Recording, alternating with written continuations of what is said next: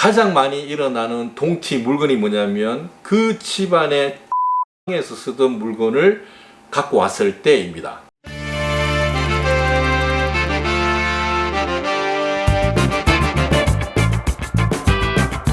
네, 안녕하십니까. 풍수에 살고 풍수에 죽는 풍생풍사입니다. 오늘은 여러분들이 익히 잘 알고 계시는 동티에 대해서 말씀을 드리도록 하겠습니다. 잠깐 짚고 넘어갈 게 있어서 이렇게 말씀을 드립니다.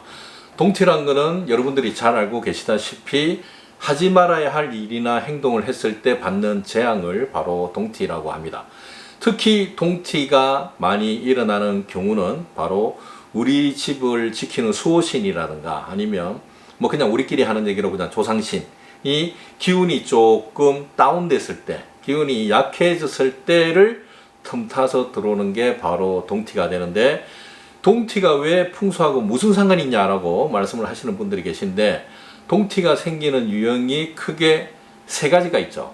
첫 번째는 이사를 아무 때나 했을 때, 이거는 이제 시간적인 개념일 수도 있는데 저는 방위 개념까지 넣어가지고 생각하시는 게 더 좋을 것 같습니다. 그러니까 손 없는 날은 제가 여러 영상에서도 말씀드렸듯이 크게 의미가 없는 날이기 때문에 손 없는 날 말고 여러분들이 스스로 이제 택일해서 하실 수 있는 셀프 택일법 많이 올려드렸죠.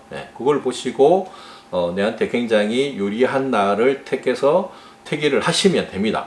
제가 올려드린 이유가 택일 너무 하기 싫어가지고 제가 올려드렸기 때문에 일반 철학관에서 보시는 수준의 한 7, 80% 정도는 셀프 택일법으로 도출해 낼 수가 있으실 겁니다. 그거를 참고하시면 되고, 그리고 또 24년도 그 다음에 25년도 좋은 방향, 이사 방향에 대해서도 제가 다 올려드렸죠. 그렇기 때문에 이사를 아무 때나 했을 때는 우리 구독자님들은 크게 해당 사항이 되지 않을 것 같습니다.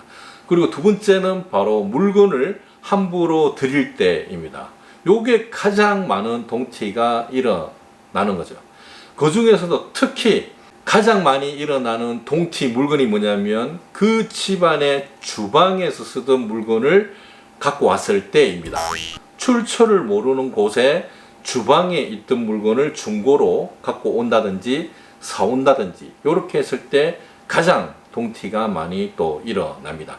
왜냐하면 그 집의 주방은 조왕신이 그냥 우리끼리 하는 얘기로, 저는 뭐 무속인이 아니기 때문에 우리가 알고 있는 조왕신이 있는 곳이기 때문에 그 집안의 살림을 관장을 하겠죠. 그런데 잘 사는 집안의 뭐 주방용품은 크게 상관이 없겠지만 그 집안 상태를 잘 모르는 상태에서 예를 들어 망한 집이다, 부부싸움이 잦았던 그런 집이다, 그런 집의 주방용품에는 그 기운이 다 깃들어 있다는 거죠. 그래서 그 주방용품이 우리 집에 들어왔을 때는 우리 집에 안 좋은 영향을 끼칠 수도 있다. 그런데 주방용품이 주로 보면 자르고 뭐 썰고 이런 기구들이 많다 아닙니까? 칼이나 가위, 뭐 톱은 뭐 없겠지만, 그래서 주로 자르는 물건들이 우리 집에 들어오게 되면은 사람이 다칠 수도 있고, 심한 경우에는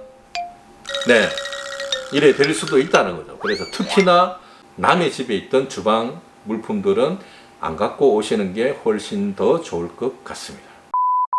그리고 특히 이제 남의 물건 중에서도 재질이 나무나 돌, 쇠, 그 다음에 뭐 화분 이런 것들인데, 특히 쇠 같은 경우에는 주로 어깨에 통증이 있다든가 아니면 정신적인 그런 분야를 관장을 하는 거죠.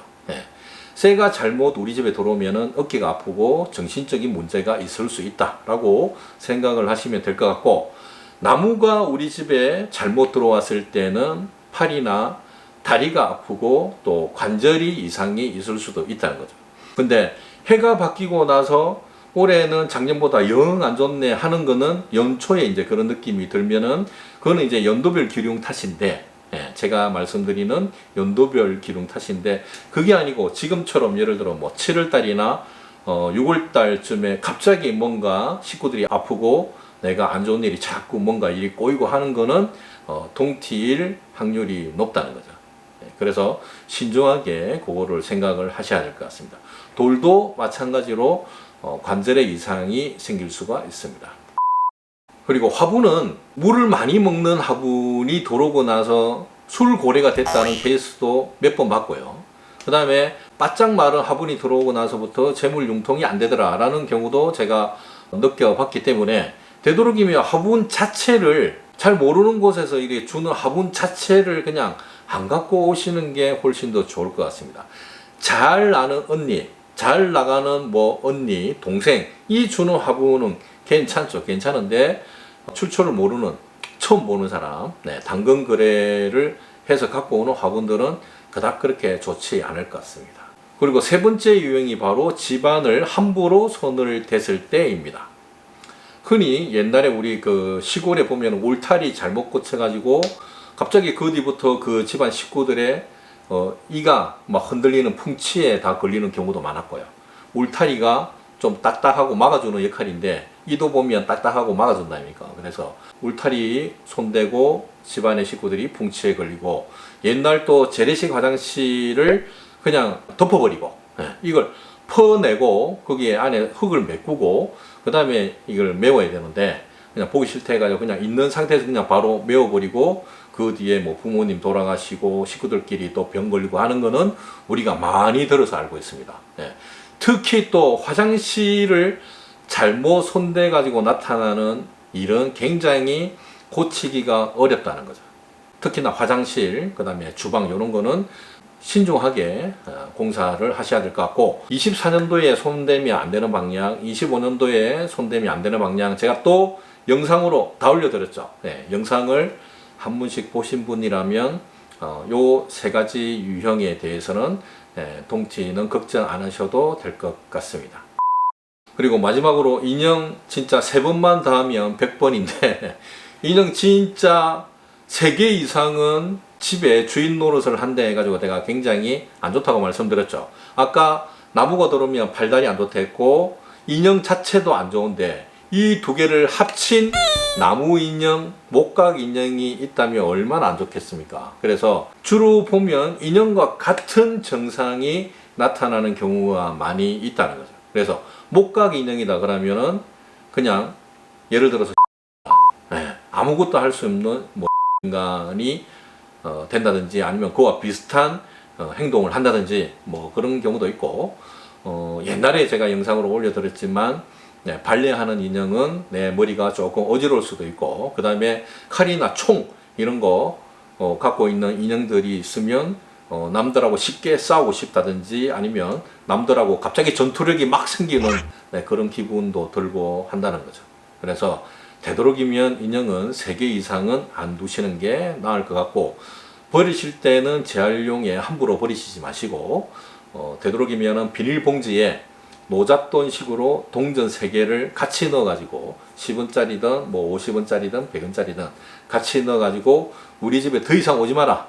이거 갖고 저 멀리 가라는 의미에서 우리 집에서 최대한 멀리 떨어져서 거기서 버리고 오시면 뒤탈이 없을 것 같습니다. 그리고 안 좋은 물건들이 지금 생각해서 있어가지고 이거를 버리고 오셨다 아닙니까? 그 뒤에는 꼭 약숙으로 우리 집에 기운을 정화를 시켜 주셔야 됩니다.